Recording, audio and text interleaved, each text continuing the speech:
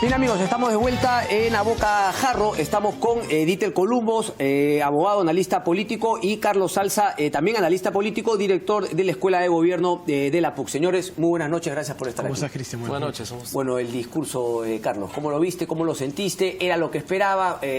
¿Colmó tus expectativas? Siempre con la posibilidad de que finalmente Zavala termine de completar. Me parece que es como la primera parte de lo que sería un real mensaje a los peruanos. Bueno, creo que sin duda estamos ante un estilo distinto de hacer mensajes a la nación por parte de los presidentes, ¿no? Porque diferencia, digamos, lo que es propiamente el jefe de Estado, ¿no? Que es el que da la visión, da el sueño al país, y por supuesto las grandes líneas de política, de lo que significa en realidad todo lo que, las directrices sobre las que se construyen las políticas públicas.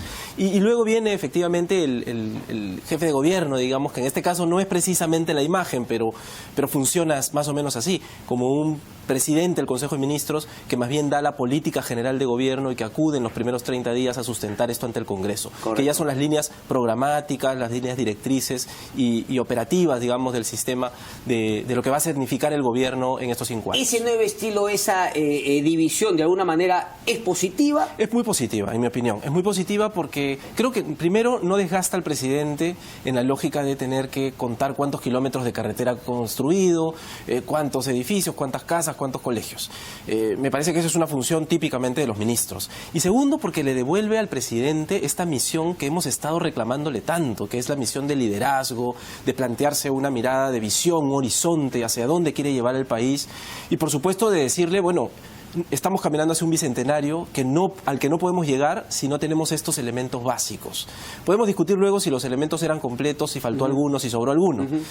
Pero creo que este intento y este esfuerzo legítimo, además, y muy honesto se sintió, creo, de decirle al país, este es el sueño que yo tengo como presidente y al que quiero que trabajemos juntos, ¿no? Sobre el cual quiero que trabajemos juntos, y le lanza este mensaje a los ciudadanos y le dice a los maestros, le habla al ciudadano. Hizo varios guiños ahí, ¿no? Sí, Funcionarios públicos. Y creo que eso es bueno porque, insisto, creo que le devuelve al presidente esta lógica de ser un hombre de Estado, un hombre de Estado, como finalmente es el término. Y conduce al país hacia un horizonte. Dieter, tu opinión.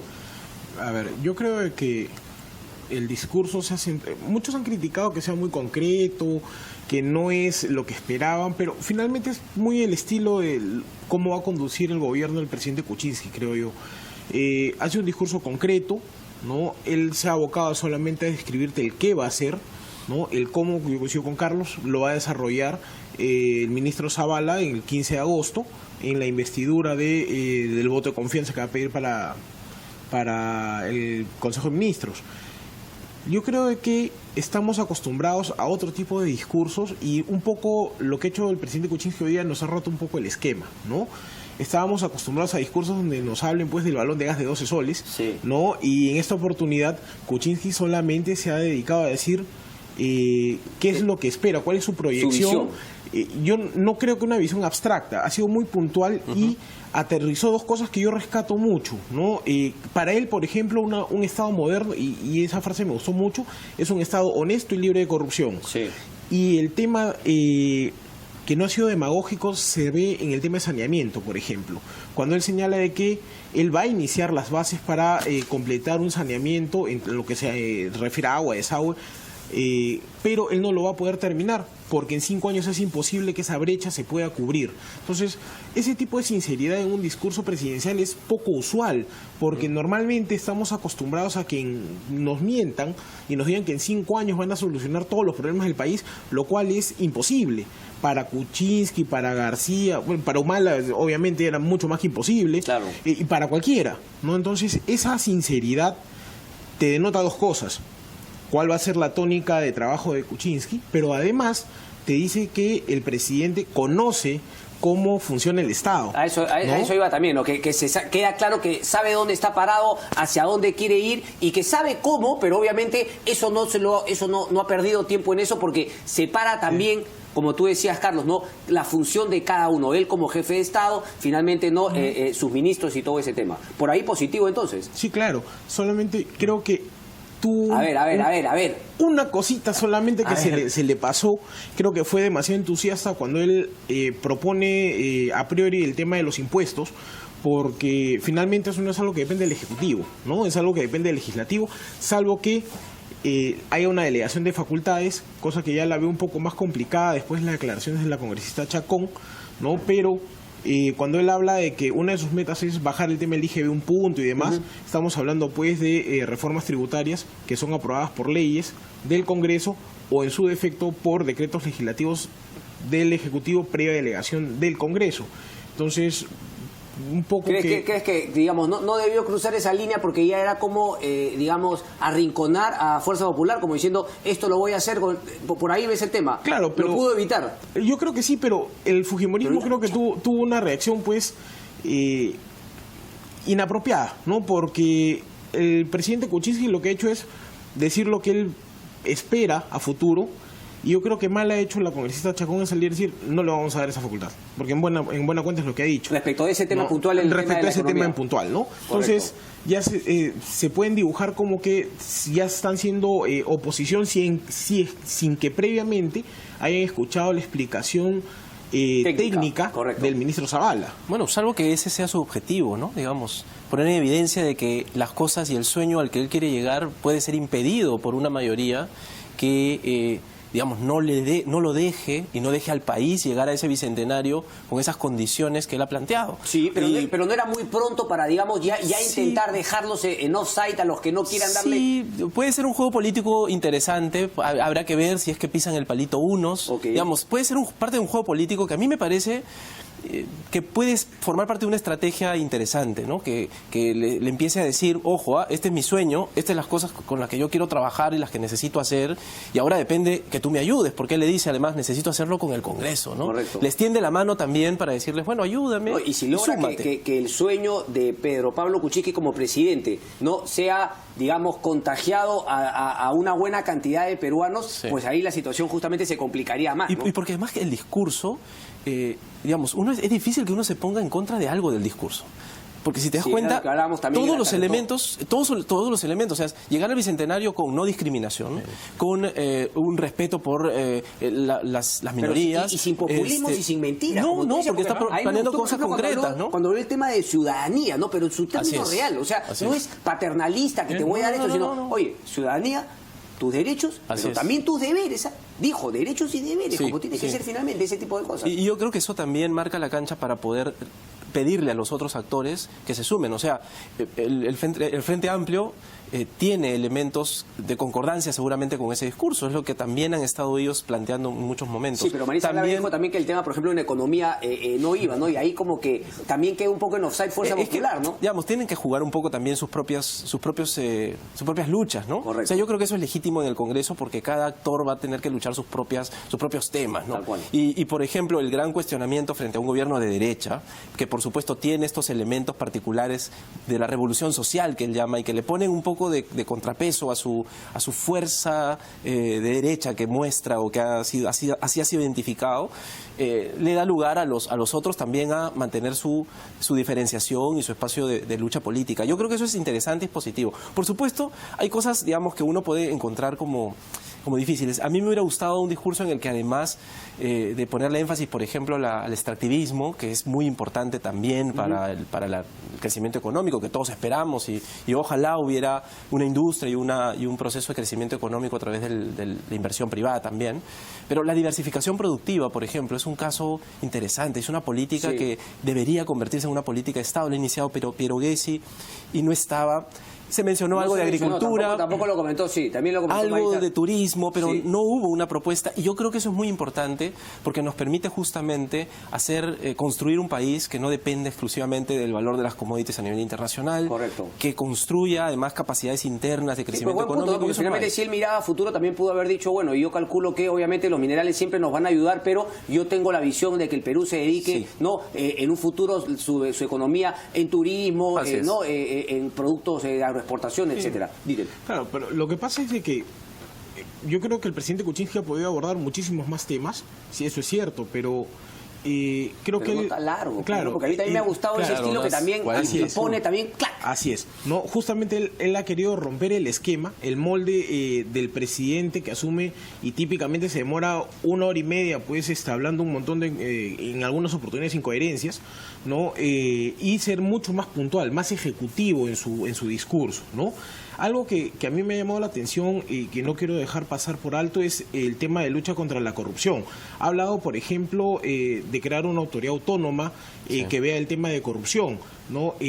Ahí creo que el Premier Zabala va a tener que explicar un poco mejor cómo va a ser esa figura, porque en la práctica ahorita esa función la realiza la Contraloría General de la República, ¿no? Que hace un control previo, simultáneo y posterior, y ve todo este tema. Está también la autoridad fiscal en materia anticorrupción. Entonces tendría que un poco explicar bien cómo va a ser ese tema de la autoridad anticorrupción, si va a ser un SAR anticorrupción, que yo creo que no sería muy... No, creo que va por un tema de una Procuraduría Autónoma y un Procurador General, como es el caso en Colombia, por ahí un poquito el tema, tema, es que ¿no? El Procurador General tiene una función distinta a la de la Contraloría. Por eso te digo, Zabala va a tener que explicar un poco mejor al detalle cómo va a desarrollar esa propuesta. Correcto. ¿No? Porque no puedes tener dos entidades, un Procurador General del Estado y un Contralor, bueno, imagino que la tenga haga claro, lo mismo. pero lo que veo es que también sería un buen mensaje que algo tiene que cambiar de la situación en la que estamos actualmente. No, sí, de todas maneras. Sí. O sea, el mensaje en ese punto del presidente Kuczynski ha sido, yo creo, un mensaje político muy potente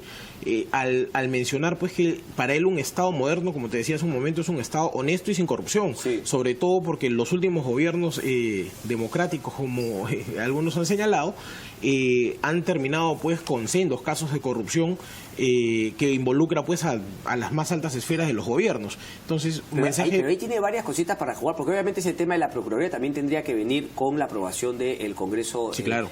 Pero eso estaría íntimamente ligado, por ejemplo, con la propuesta de Jenny Vilcatoma, ¿no? De darle autonomía. O sea, hay varias cositas que puede, digamos, tipo jiu-jitsu, ¿no? De la fuerza con la que lo atacan, darle la vuelta y aprovechar justamente para lograr esas cosas de fuerza popular. Sí, y creo que eso tiene que ver también con algo que no estuvo presente de manera clara en el discurso, aunque por supuesto, digamos, se entiende que todo esto necesita una reforma del Estado, una reforma de la administración pública.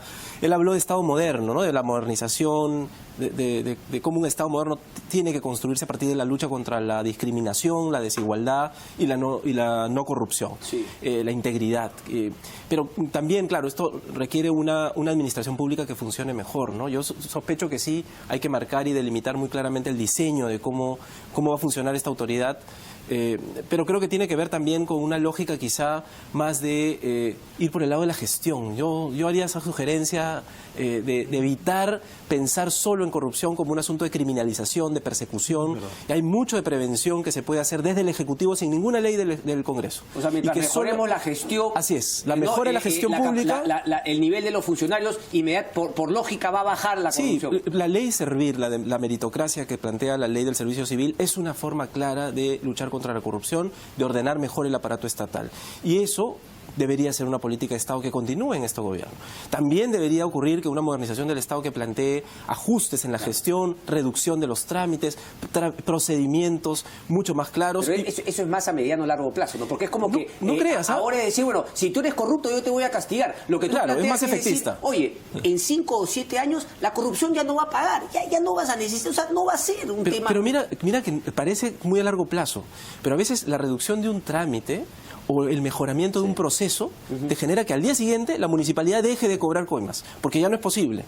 El procedimiento de transparencia a través de un portal o a través de un procedimiento mecanizado que permite la vigilancia del ciudadano a través de un sistema de internet, ya te podría generar al día siguiente la imposibilidad de que ese funcionario cometa... Pero esas cositas estaban en el plan de gobierno, ahora hay que verlas si es que finalmente las van a hay que ponerlas en juego. Pero ese tipo de reformas van a funcionar siempre y cuando lo trabajen de forma transversal, no que se trabaje en un escritorio, en un ministerio, ¿no? Porque Carlos ha mencionado un tema de municipalidades, pero cuando se han hecho reformas a nivel de trámites municipales, que es donde la ciudadanía normalmente recurre, nadie invita, ¿cómo se llama?, a la gente que sabe de municipalidades, y cuando aprueban una norma, después el funcionario municipal no sabe qué hacer porque la realidad es distinta a lo que regula la norma. Y ese es uno de los principales problemas que tenemos en reformas del Estado. Pero ahí justamente, ¿no?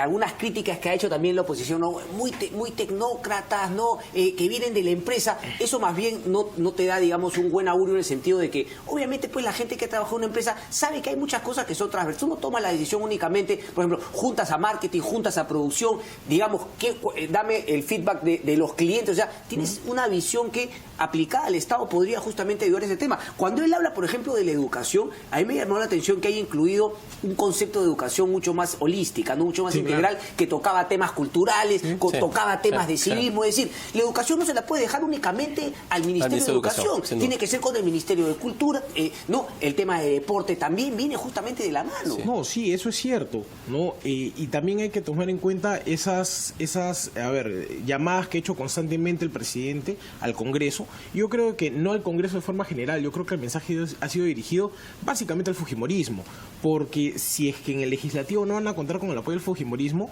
va a ser bien difícil. Y dicho sea de paso, ya no podemos hablar, esa es mi perspectiva personal, de 73 votos. Ahora hablamos de 87, porque la mesa directiva está conformada por Alianza Popular. Y ha pasado piola APP, porque lo de APP es para criticarlo. Lo de APP han pedido el moro y el moro, pero como si fuesen unos piratas, y como no les han dado, se han pasado a la oposición. Esta es la verdad, por lo menos esa es mi opinión. La mesa directiva... No sé cuántas embajadas querían, al hermano, a la prima, a la tía.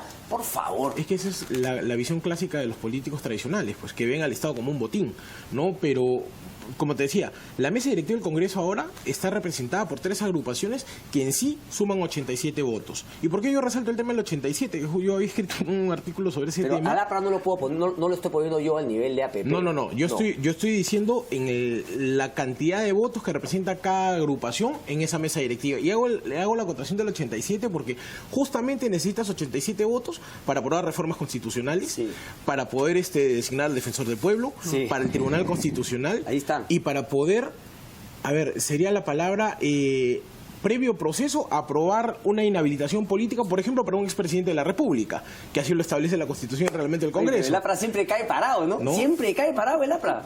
Bueno, es como el APRA. Tampoco congresista, pero siempre cae parado. Quiero volver un poquito a la pregunta, ¿no? Claro, el tema de fondo era el mensaje y qué sé yo, pero yo sí creo que más allá de lo que podría ser un hecho anecdótico de no haber aplaudido, hay un mensaje con lo que hablaba con Agustín Figueroa.